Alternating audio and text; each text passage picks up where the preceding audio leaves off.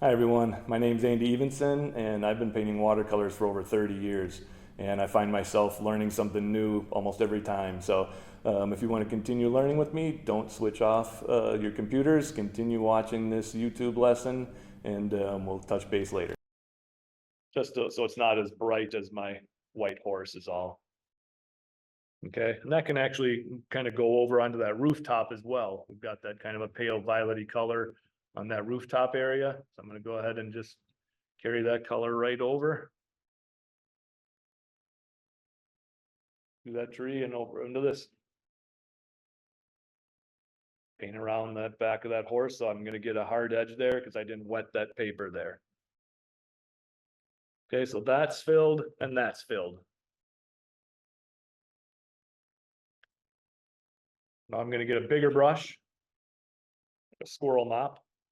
Mix a big puddle of some cerulean blue, just kind of add it to that. Cerulean and cobalt blue together maybe. And we're going to get our big sky on here.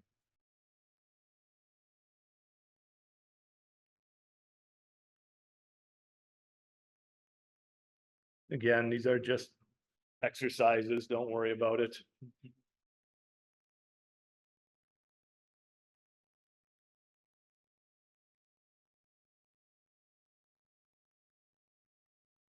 Nice big brush strokes. You can kind of push it around a little bit. Your paper's damp, it's all gonna fuzz anyways.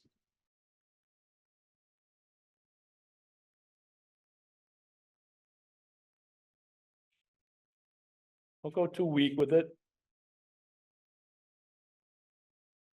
Right down to there. Down to that little area of that White House behind my trees back here. I left a little bit of a highlight there on that edge. I didn't carry that blue all the way down. It might bleed into it anyways, but not a big deal.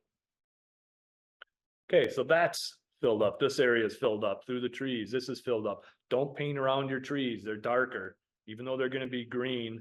Blue is a component of green. Okay, it's not going to affect the color of the trees by painting my sky all the way through it. And when I leave little gaps later, I want color of the sky showing through, not white paper. All right. So now what I need to do is let's get back to a little smaller brush. And I'm going to mix some very pale quinacridone gold and burnt sienna and just kind of throw that color in where my brown horse is so that later on when we do our middle value, if I leave a little highlight there, same thing, then I won't have white paper. I'll have a little bit of a kind of a gold color there. Okay, so in this area, and I'm just going to do the whole horse with that. Let it fuzz. Can go into the grasses behind it and everything. It doesn't matter. Just like that little example I gave you before where the horse was fuzzing into the grasses. I kind of want that, all right? So that area is filled in. We can put very little bit of some violet in with that brown, thin it down a little bit, and maybe get a little bit of the spots on that horse. Very pale. That's part of the lights. On the back end of the tail too. So I just added some purple with that brown, thinned it down a little bit and put that on that spot. Leave a little highlight for that back one, but it's all connected now.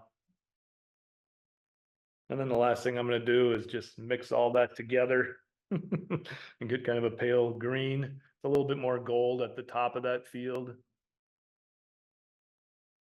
Kind of a rusty brownish color at the top of that field. Like so. That'll help to connect it to that horse. And then I'm just gonna go a little bit more green with it as it comes down here.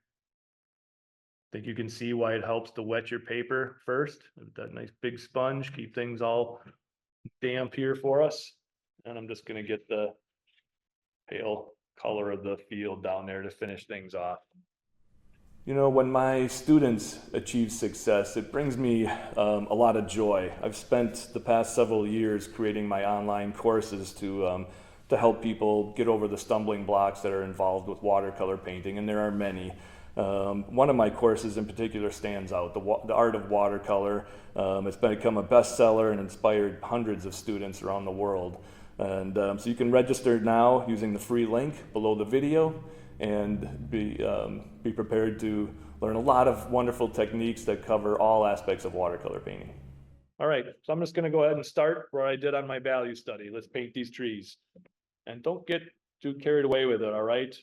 Yes, my value studies are usually a little bit rougher than my color versions. I try and make the color painting just a little bit better, but you don't have to reinvent the wheel too much, all right? Try and keep it with that same nice looseness that we did on the value study. Mass it together a little bit down here again. Make sure you're getting some sky holes, areas where we can see branches and things breaking out.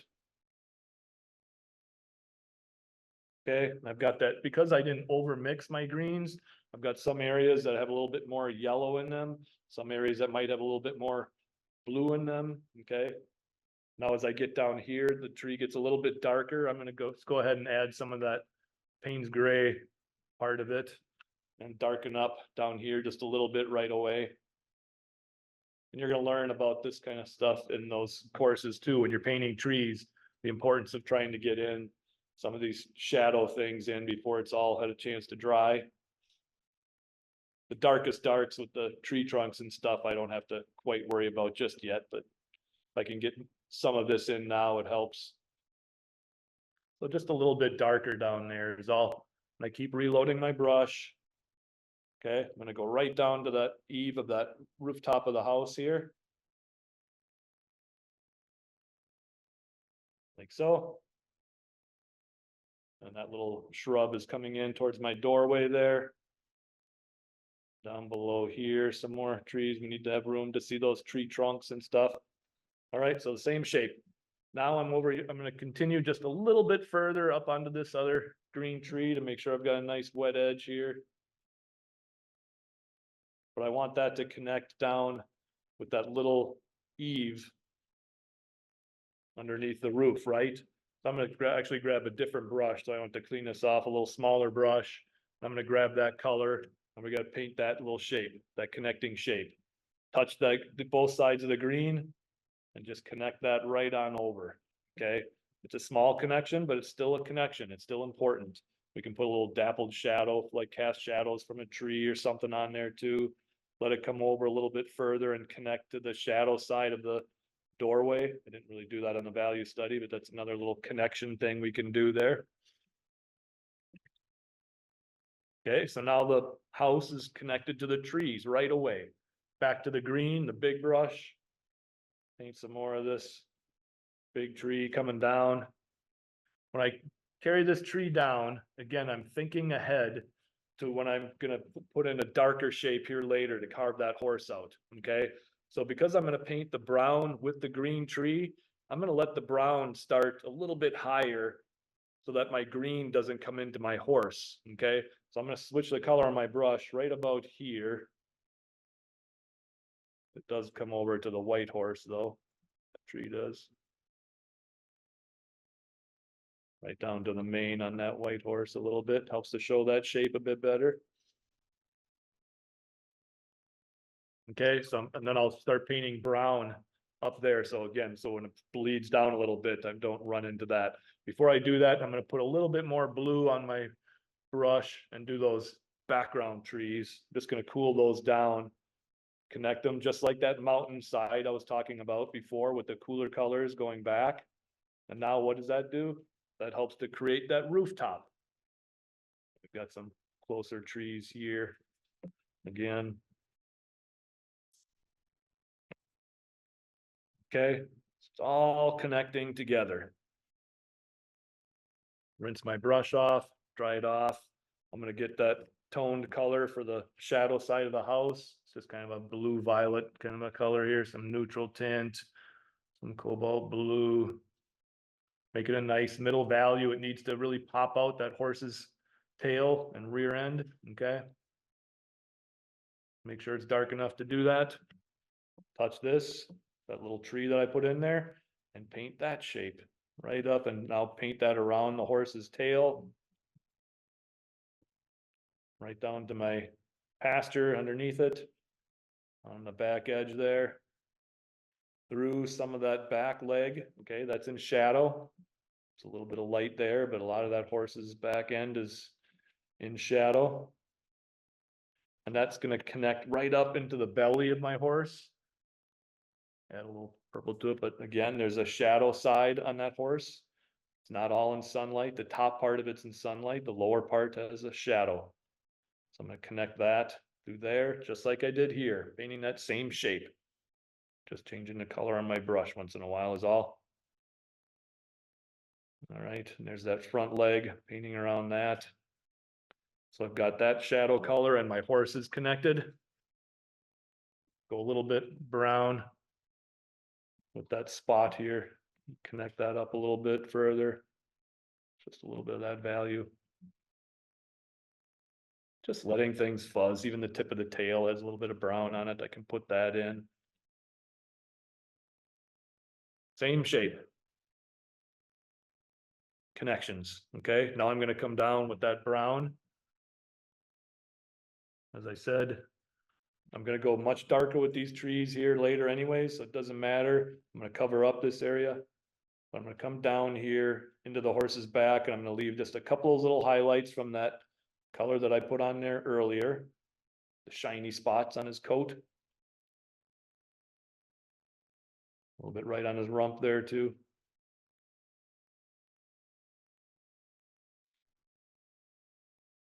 Okay, and on that leg a little bit also.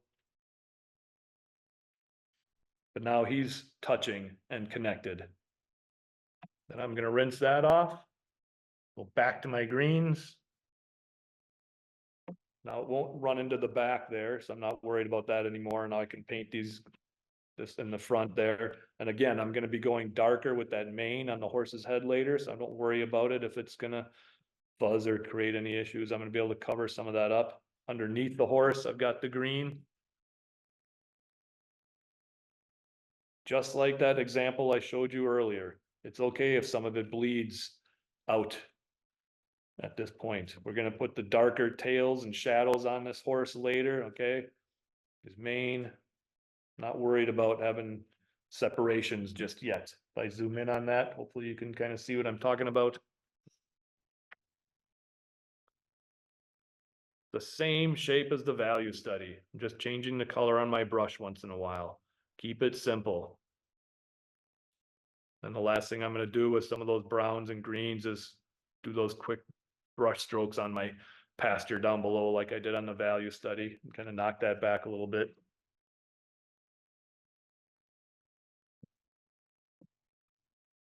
Keep it simple.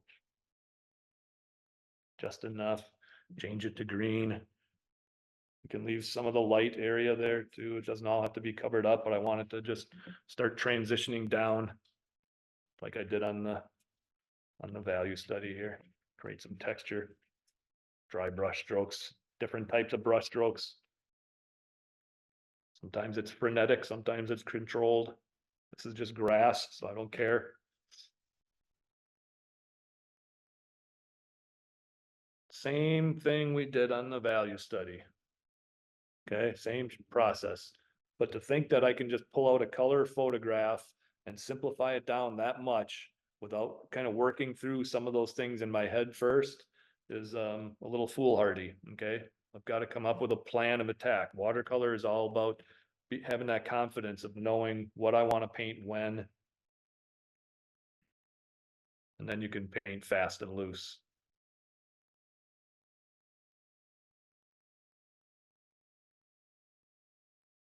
And it just is more fun to paint this way. I don't want to get too carried away with details. Okay, while that's drying a little bit, I'm going to go back to my value study. You can keep working on yours and connecting those shapes if you want. I'll leave mine up there visible. But I need to find some of the darks now here on my value study and make those separations and start planning ahead for my color version, okay? So back to a little smaller brush now. I'm using like a size 10 synthetic brush for the dark details.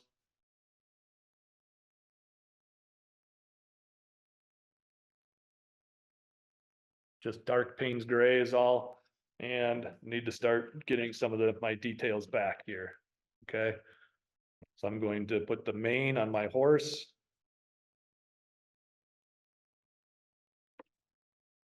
And he's got a dark belly underneath there to get that separation between him and the pasture one more time.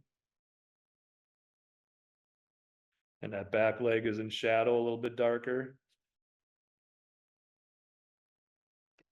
And the tail is darker, a little bit of dark on that other back leg again. So I'm getting some of that horse's form back. I need to get his back separated from the tree, so I'm going to paint that darker lower part of this tree now. And start giving the form of that horse back by painting this darker lower shadow part of this big tree.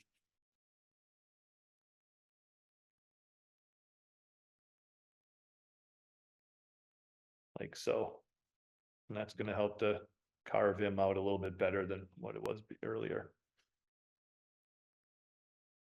Okay, got that. I'm gonna go a little bit darker on the bottom over here too.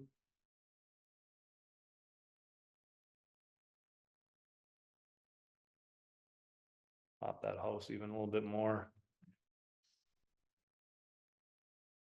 Some of these tree trunks and things back here in the distance now, we can get some of those lower branches. A little bit more on the lower end of that one, darken it up just a bit more here. You're gonna see some branches and things through those little gaps. Put a little bit of that in now. A little bit of dark underneath this horse to carve out his belly from the background. It's connected now, but that little dark area will help to create a little bit of a separation there. Even that little window on the house helps to pop his tail out a little bit.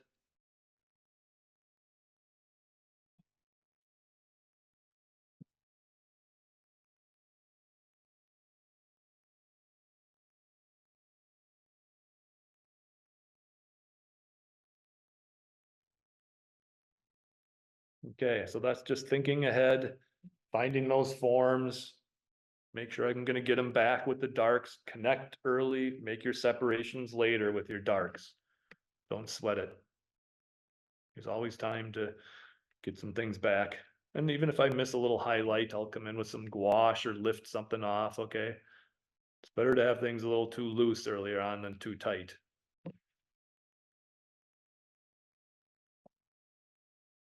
All right, I've got those. Back to my color painting now. Those same darks I want to put on here. I'm going to start with the trees and give this a little bit more time to dry. I think that's still a little bit too wet. I don't want that to fuzz too much, but if this fuzzes a little bit, that's a better thing. So I'm going to go ahead and put some of those darker colors on my tree. I'm just going to add some Payne's gray to these greens that I had on here earlier. And let's darken this up a little bit.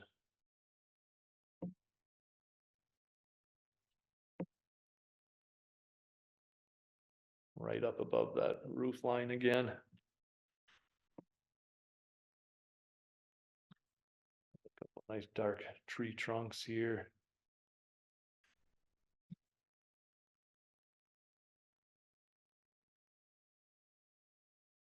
Some branches here and there.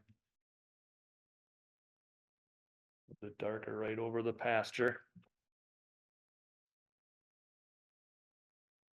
And that dark continues on up here a little bit more. A couple other areas in the tree here. Just like I did on the value study, same thing. Trying to keep it simple with these little marks, all right? Don't just use that as a reference point. Or a photograph, okay? I want this to be more like the value study than the photo if possible. Some little branches in between and the gaps up here.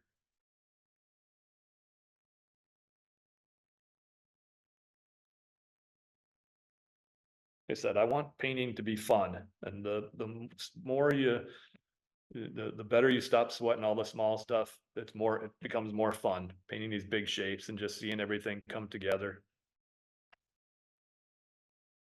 Okay, I'm going to do a little bit of that over here as well. Still just giving a little bit more time for my horse colors to dry before I get too carried away with those areas. Don't want to lose that.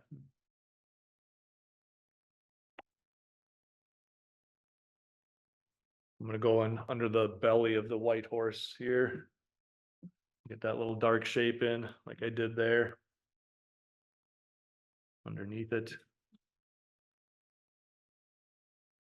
And a little shadow being cast underneath there. That helps to carve out the horse's belly a little bit better. Right down to the grasses.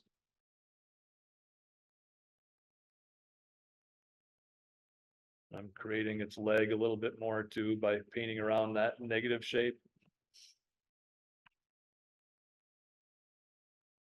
Same thing I did there.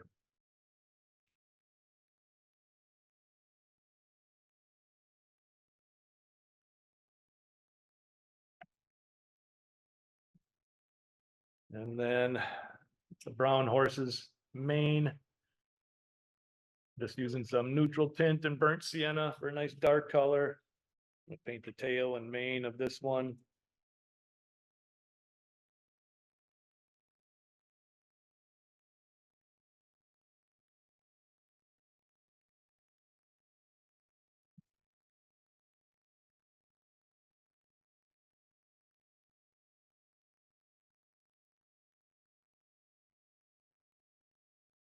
And I've got some a little bit brown underbelly, not quite as dark as the mane and tail here, but I need that shadow color. Start giving this horse some form on his legs, his belly. And that separates it out from what was before a nice big connection without having white gaps. Didn't need them. Right down to the grasses there too. That back leg is in shadow. That horse is better defined, despite the fact that it was all just bleeding together earlier. And last but not least, I think now I can go ahead and put that tree on, but it might fuzz a little bit, but I'm going to go a little thicker with my paint in hopes that it doesn't bleed too much far down.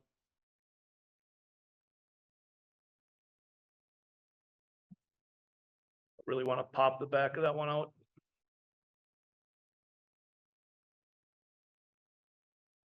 Kind of fun to see it all come together in the end.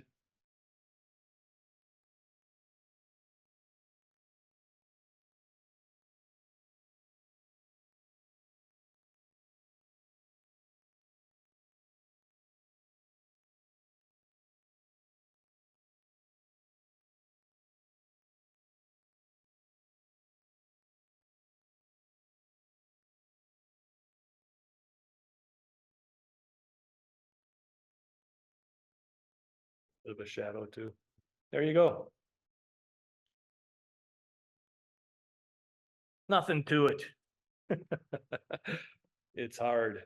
Trust me, it takes a while. It's a different way of thinking, but it's the best way I know of to make sure that people stop painting too tight, too many little details that are not necessary. All right, following the same plan of attack as I did for my value study. It works.